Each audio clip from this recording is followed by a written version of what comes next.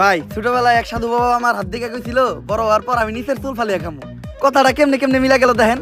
বড় হওয়ার পর আমি হলুদ সাংবাদিক হইছি। কিচ্ছু করার নাই, কপালে যদি চুল ফালানো লেখা থাকে তাহলে চুল ফালিয়ে খাইতে হইব। এখন প্রথমে যাবো কেক পট্টিতে, খুব ট্রেন্ডিং এ আছে, নিউজ বানাইলেই লাখ লাখ ভিউ। তারপর যাবো সিজান ভাইয়ের ভাতের হোটেলে, যাই উল্টা পাল্টা প্রশ্ন করবো। সিজান ভাই সেই তো যাইবো, ভুলভাল উত্তর দিব, ভিডিও ছাড়লেই ভাইরাল। আর যেহেতু দুপুর হয়ে গেছে, ফ্রিতে গরুর মাংস দিয়ে 1 প্লেট ভাত ছাটিয়ে দিমু, কাম হইলো খাওয়ানো হইলো। কি গো ভাই, এই জায়গায় এত মানুষ কে? কি হয়েছে এই জায়গায়? ভাই এই জায়গায় একটা লাশ খুন হইছে। ভাই দেখা তো মনে হইতাছে 6-7 বছরের কোনো বাচ্চা।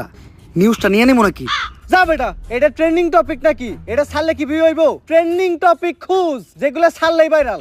তাইলে ভাই কন্টেন্ট ক্রিয়েটর শিবন মিয়া আছে না, ও নাকি ওর মায়ের ভাত দেয় না, কিন্তু বিরিয়ানি দেয় 3 বেলা।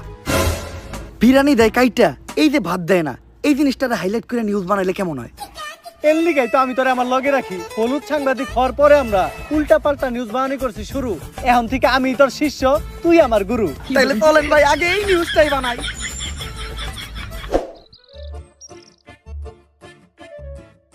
স্যার স্যার স্যার দাঁড়ান, একটু দাঁড়ান। স্যার, আপনি করে দেখে মনে হইতেছে আপনারা মিডিয়ার লোক।